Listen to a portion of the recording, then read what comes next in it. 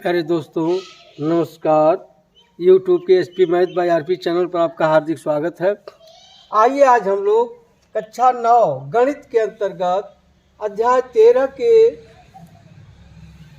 अंतर्गत लंबवृत्तीय बेलन का पृष्ठीय क्षेत्रफल ज्ञात करना सीखते हैं।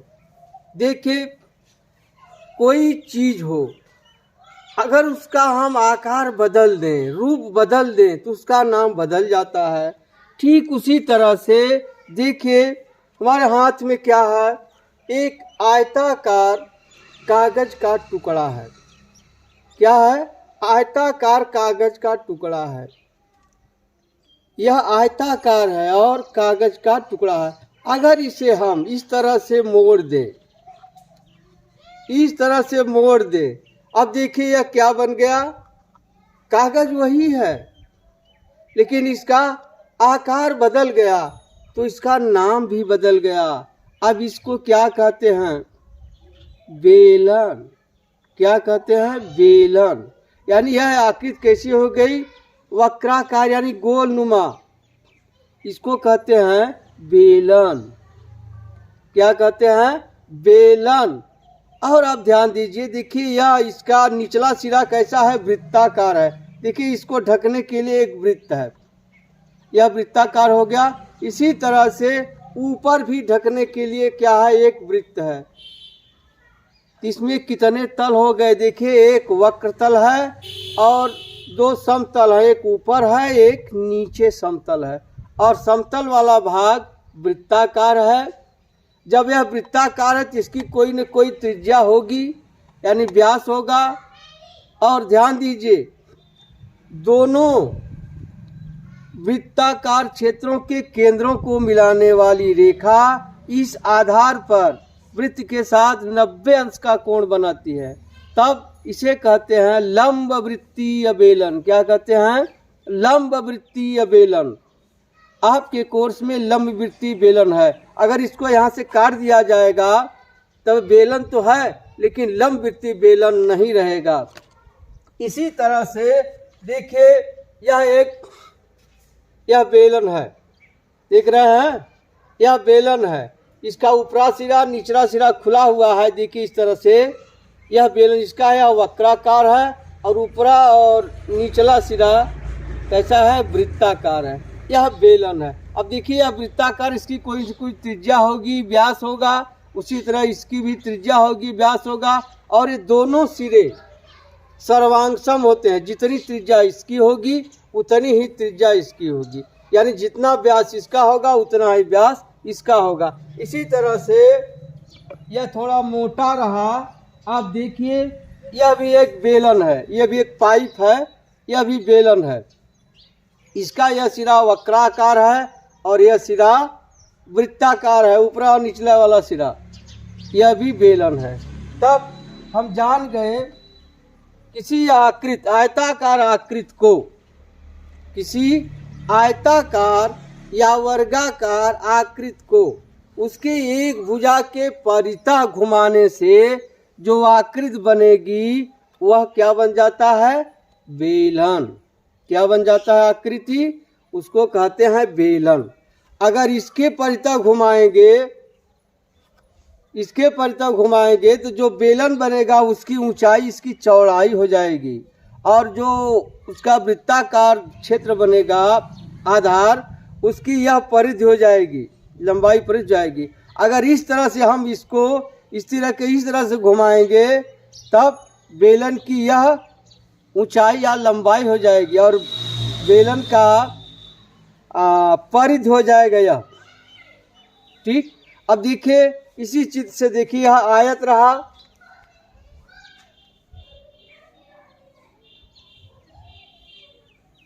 यह देखिए आयत है, यह लंबाई है और यह चौड़ाई है। अब इसी के परितः देखिए, इसको घुमाया गया है तो यह लंबाई क्या हो जाएगी? यह लंबाई हो जाएगी, यह बेलन की परिधि, और बी क्या हो जाएगा? बेलन की ऊंचाई। या लंबाई, ऊंचाई या लंबाई। ठीक, अब देखिए यह जो इसकी चौड़ाई रही, यह बेलन की ऊंचाई हो गई, और इसकी जो लंबाई रही वह बेलन का परिधि हो गया। अब हमें निकालना है बेलन का वक्र पृष्ठीय क्षेत्रफल, यानी यही न घूम कर बना है बेलन, तो जितना इसका क्षेत्रफल होगा इस कागज का, वही क्षेत्रफल बेलन के वक्र पृष्ठ का क्षेत्रफल होगा, वही होगा वक्र पृष्ठ का क्षेत्रफल। तो आइए निकालते हैं बेलन के वक्र पृष्ठ का क्षेत्रफल। बेलन के वक्र पृष्ठ का क्षेत्रफल, या इसे लिख सकते हैं बेलन का वक्र पृष्ठीय क्षेत्रफल, एक ही चीज है। अब देखिए यही कागज मोड़ के बनाया गया। अब कागज की लंबाई L है और चौड़ाई क्या है, B है। अब देखिए L बराबर क्या लिखे हैं, बेलन की परिधि। यहाँ लिख देंगे हम बेलन की परिधि गुणे B बराबर क्या लिखे हैं, बेलन की ऊंचाई। क्या, बेलन की ऊंचाई। अब हम जानते हैं वृत्ताकार है, यदि वृत्ताकार क्षेत्र या वृत्त की त्रिज्या r हो, क्या लिख देंगे, बेलन की परिधि क्या होता है, 2 पाई r गुणे ऊंचाई हम h मान लेते हैं, यही हो गया 2 पाई r h। क्या है, बेलन का वक्र पृष्ठीय क्षेत्रफल। क्या है, बेलन का वक्र पृष्ठीय क्षेत्रफल। बेलन का वक्र पृष्ठीय क्षेत्रफल है, जहां r बराबर है बेलन की त्रिज्या तथा h बराबर है बेलन की ऊंचाई। यही सूत्र है। बेलन के वक्र पृष्ठ का क्षेत्रफल होगा 2 पाई r h, यानी आप इसे लिख सकते हैं आधार की परिधि गुणे ऊंचाई। क्या, आधार की परिधि गुणे ऊंचाई, यह सूत्र हो गया। यह तो निकल गया वक्र पृष्ठ। अगर बेलन को दोनों सिरों को ढक दिया जाए तब इसका पृष्ठीय क्षेत्रफल क्या होगा। अब बेलन का संपूर्ण पृष्ठीय क्षेत्रफल, क्या, बेलन का संपूर्ण पृष्ठीय क्षेत्रफल बराबर क्या हो जाएगा, वक्र पृष्ठ धन दोनों सिरों का क्षेत्रफल,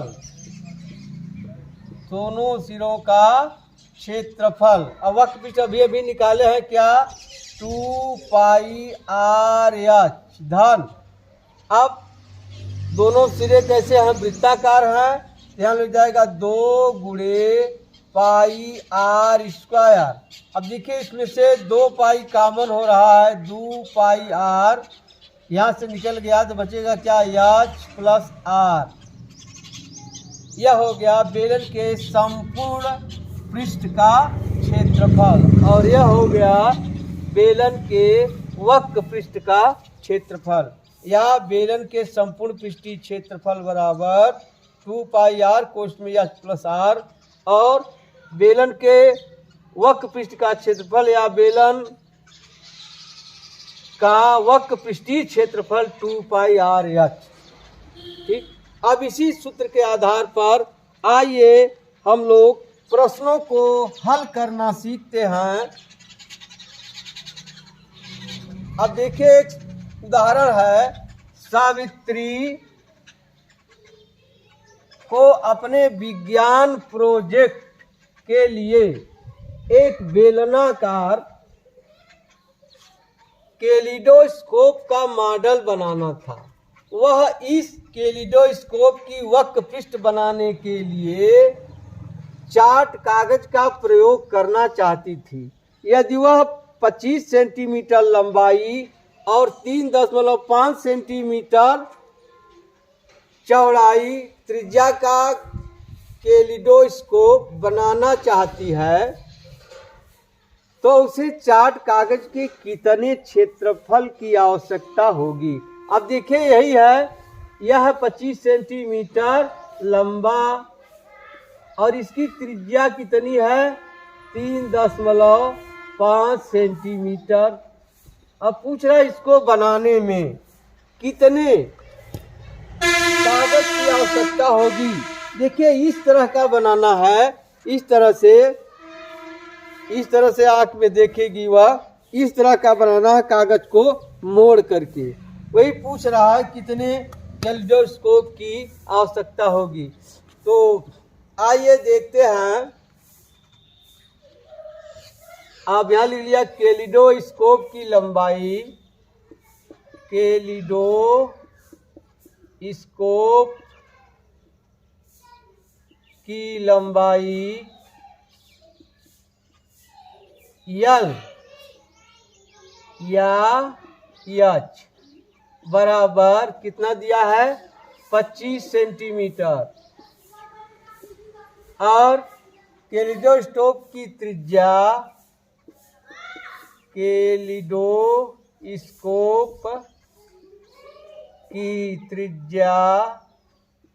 बराबर कितना दिया है 3.5 सेंटीमीटर।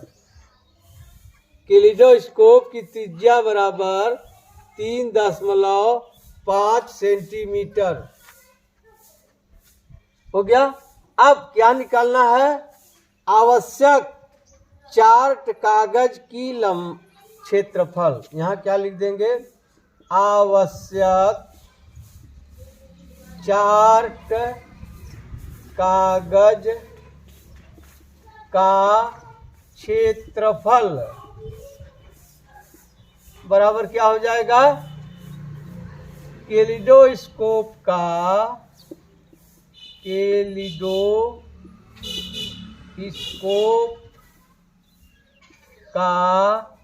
वक्र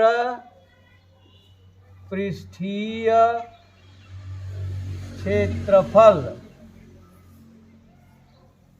अब कैलिडोस्कोप का वक्र पृष्ठीय क्षेत्रफल क्या होगा, आप सूत्र लिख लीजिए 2πr/h। अब रख दीजिए इसी में मान 2 × 22/7 गुणे r बराबर है 3.5 × 25। अब देखिए 7 से यह कट जाएगा, 7 × 5 = 35, 10.5 बार। अब गुणा कर दीजिए, 22 दूनी 44 गुणे 10.5 और गुणे 25, 5 का गुणा इसमें कर दीजिए, 5 चौका 20, 5 चौका 20, 2 22.16। ठीक, अब गुणे हो जाएगा 25, गुणा कर दीजिए, 25 दूनी 50, 25 दूनी 50, 5 55, 550 वर्ग सेंटीमीटर। कितना आ गया, 550 वर्ग सेंटीमीटर आयताकार चार्ट कागज की आवश्यकता होगी। अब उत्तर में लिख देंगे आप 550 वर्ग सेंटीमीटर आयताकार